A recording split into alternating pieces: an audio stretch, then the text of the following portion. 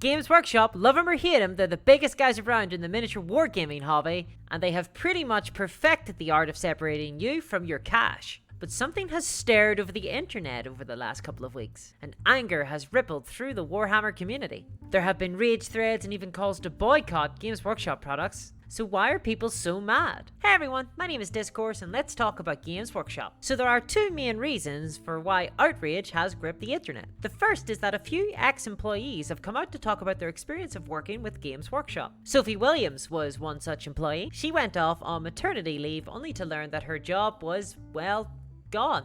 Like poof, she goes off on maternity leave, her old manager is replaced by a new one, and then all her responsibilities were filtered out amongst the team, and her role just ceased to exist. She was then later made redundant, and you can see the whole debacle from the source in the description below, and well, that's not great, and doesn't show Games Workshop off in the best light. Then we also have James Hewitt, another ex-employee of Games Workshop. He talked about how he was only paid £20,000 per annum, that's around $28,000 for the Yanks in the audience, and he was working as a games designer, so that's not a great salary. Bear in mind that we're talking about a company that has an annual turnover of around £256 million, and considering that a game designer is very integral to the existence of the company, that's a pittance to pay. I mean, you wouldn't have a game without the designer. Those models would just be fancy statues. Furthermore, Hewitt alleged that employees were also discouraged from talking about their pay, which I'm sure is an experience that none of us are familiar with, even though that's totally illegal, and for very good reason, because it allows employers to completely screw over their employees and prevents them from working together to get better pay. Can we all just agree that we're at our jobs for money? Can we just acknowledge that for a second? I mean, pay is the most relevant thing to discuss at a job. All work should be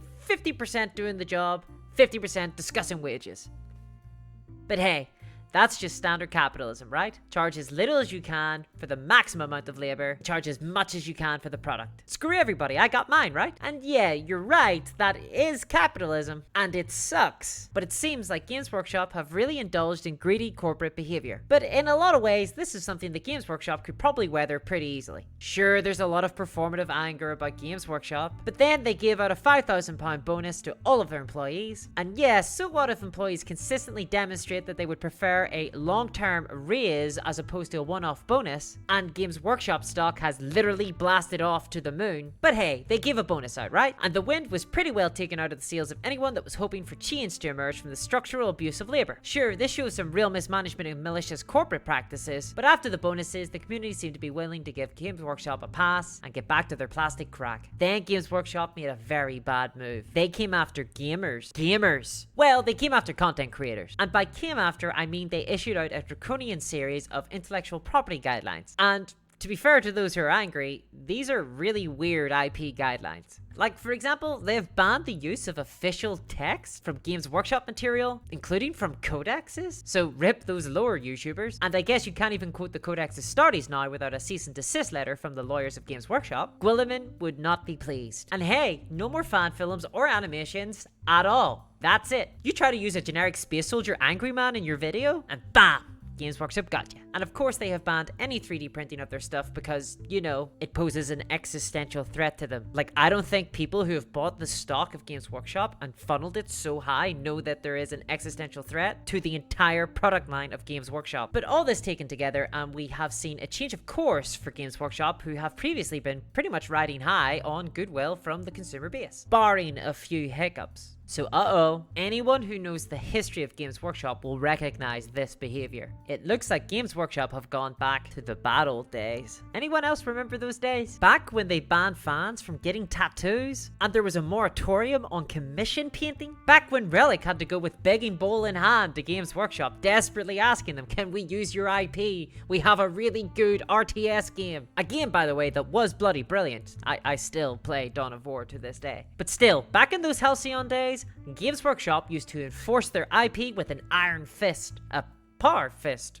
if you will. They were very, very stingy over who they would allow to use their unique, venerated, and definitely not trite generic angry spaceman. They wouldn't even sell their IP back then, and in fairness to them, it was sort of all they had. So no, they wouldn't let you touch their IP. They wouldn't even sell their IP. Unlike now, of course. I mean, so long as they make money from it. You can't scroll for 2 seconds through Reddit without bumping into an errant space marine. Wouldn't want to miss out on a money-making opportunity by turning out some complete garbage and diluting the strength of their IP now, would they? No, it's those fan websites that are at fault. But I digress. So Games Workshop have issued out some new IP guidelines, and they busily got straight to work enforcing them. And so, the creator of If the Emperor Had a Text-to-Speech program, TTS, they decided that it wasn't worth it to continue making content for Games Workshop whilst the threat and Sword of Damocles hung over their head. And so they even acknowledged that even if there are laws to protect creators like them in the world, it wasn't worth the hassle of having to rely on that, considering that Games Workshop seemed to be actively going after new content creators. They acknowledged that it was just going to be a lot of hassle and stress, and so they have quit instead of going through all of that. And fair play to them too. Why would you want to give your all to a company that doesn't respect you? I might have collected Dark Eldar in the early 2000s. So all it took was for Games Workshop to make a boatload of money, and now they've reverted back to the old ways that got them into a rut a decade ago. Oh, and of course, before I forget, they have a new streaming service come out that I'm sure is completely unrelated to any of this. I mean, a ban on fanworks wouldn't have anything to do with them trying to monetize videos of generic space soldiers doing generic space soldier things in space. Like, hello, Games Workshop, I can barely justify paying for a subscription to Netflix. You think I'm going to pay money to watch low-budget CGI of angry spacemen yelling Latin at one another while they get into fights with angry space football hooligans? Well, actually, that doesn't sound too bad.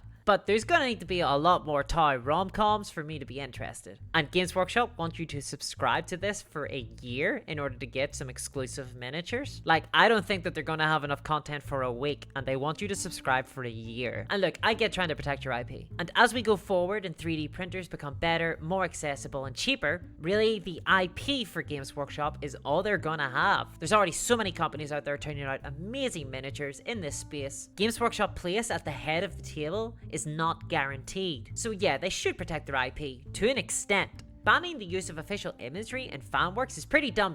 And yes, there are content creators out there who have got Patreon set up and they make quite a lot of money off the back of Games Workshop products. But that's because the hobby is big enough to support the ecosystem of creators that way. There's enough people out there playing Games Workshop products that someone out there can make a living off of making funny videos involving the Emperor of Mankind. You could not say the same things about the hobby 20 years ago, 10 years ago, and Games Workshop should be encouraging that interaction. It's basically free advertising. It helps to get new people into the hobby and it keeps their products relevant in the popular discourse. Why would you stick your adverts behind a paywall with Warhammer Plus? So there you have it, a combination of screwing their own employees and then doubling down with a finger to their biggest fans means that Games Workshop have really stirred the hornet's nest. Not to worry though, they can soon enough release another specialist game, let it sell out in pre-orders to scalpers, and then never release the game ever again, and this will all soon be forgotten. Thanks for joining me today, and if you like what you see, why not hit me with a juicy thumbs up? And if you're interested in seeing more content like this, why not subscribe to the channel for more words in your ears? Thanks, and I'll see you next time. Bye bye!